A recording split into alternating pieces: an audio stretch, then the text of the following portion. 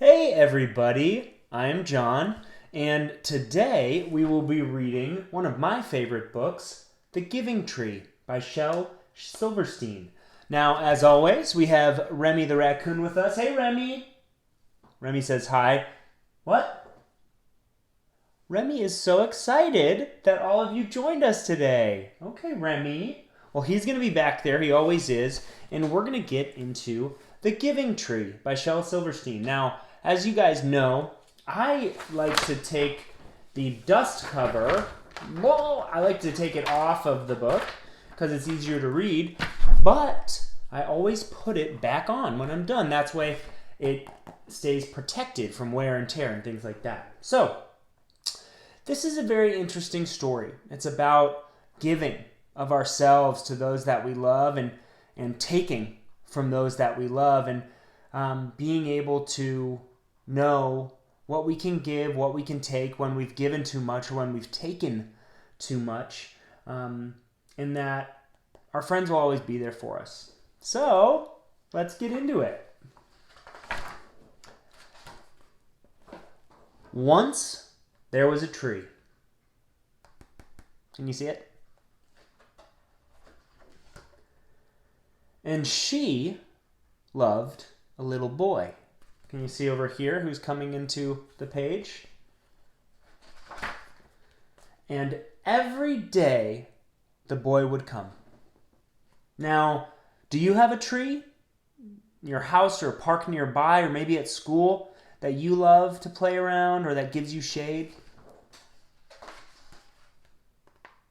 And he would gather her leaves and make them into crowns and play king of the forest. It kind of reminds me of Max from Where the Wild Things Are. We just read that one recently. He was king of the wild things. And make them into crowns and play king of the forest. He would climb up her trunk. There he is, climbing. And swing from her branches. There he is right there, swinging from the branches. And eat apples. Now, what are these? Do you know what those are? Those are little apple cores. So when you eat an apple, you're left with the core, and that's what they look like. And they would play hide and go seek. We can see the boy here hiding behind a rock. And when he was tired, he would sleep in her shade. And the boy loved the tree very much. And the tree was happy. We can see here what looks like me plus T, me plus tree. So sometimes people will carve their names into the trunk of a tree, which when the tree grows, that cut will grow with it. It's not the nicest thing to do to the tree, but people do it. But, like it always does, time went by. We can see the boy here looks a little bit older. And the boy grew older. Now what can we see here? There's another carving, M-E plus Y-L. Who's that? And the tree was often alone. Then, one day, the boy came to the tree, and the tree said, "Come, boy, come and climb up my trunk and swing from my branches and eat apples and play in the shade and be happy." "I am too big to climb and play," said the boy. "I want to buy things and have fun. I want some money. Can you give me some money?"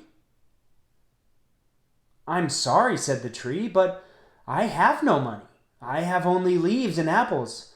Take my apples, boy, and sell them in the city. Then you will have money, and you will be happy." And so the boy climbed up the tree and gathered her apples and carried them away.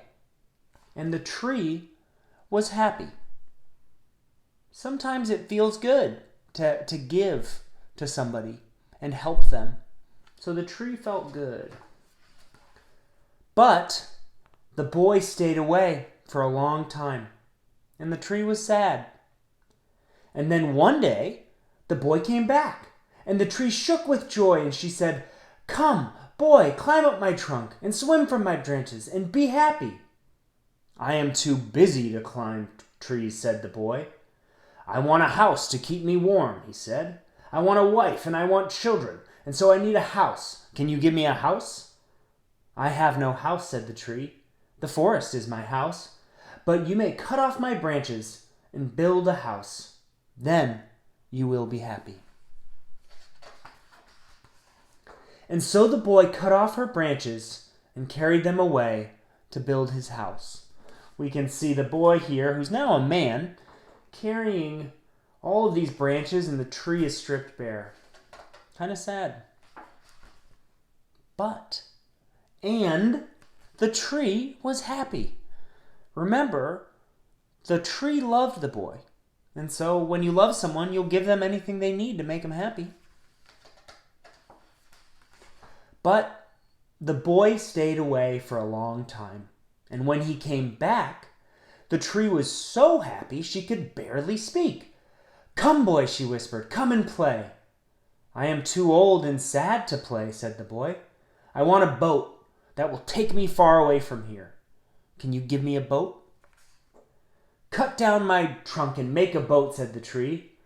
"Then you can sail away and be happy."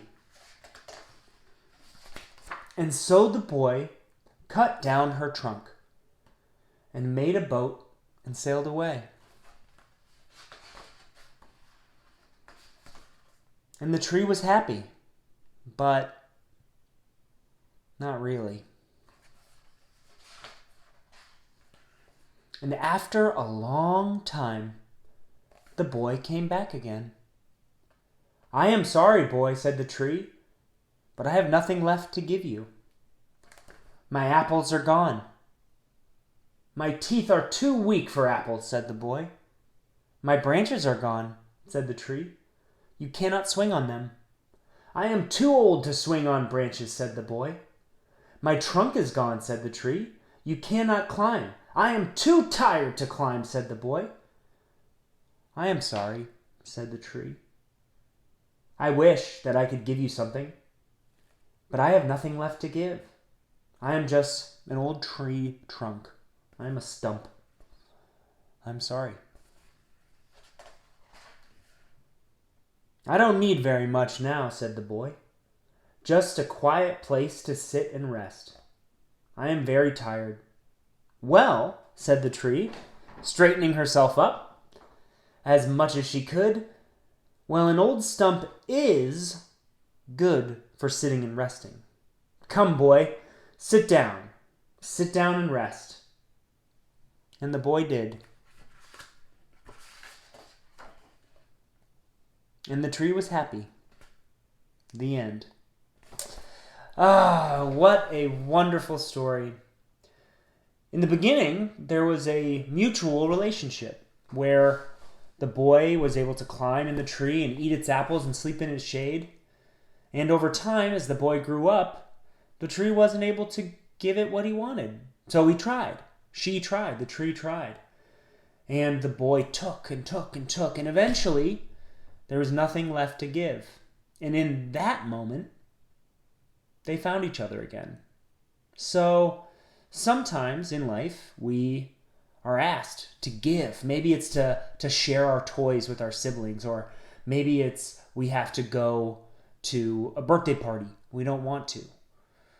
But when we give of ourselves, it makes us happy. We don't give seeking anything in return. The tree never got anything in return. It just saw the joy that it brought to the boy, and so it was willing to give. Now, as a little assignment for The Giving Tree by Shel Silverstein, I would like you to draw what the giving tree looks like to you. Feel free to use colors or go no colors, whatever you want to see the tree, but I want you to take some time and think about what a tree looks like, and think about what a tree can give you and what you can give a tree. Now, Remy, what did you think of that one? I agree, Remy. Remy was very excited. He loved it. It's a really fun story, Remy, and I'm happy that you got to be here to share it with us. Thank you, Remy. Now, folks, that is all for today. Have a wonderful rest of your afternoon or evening, and please be well.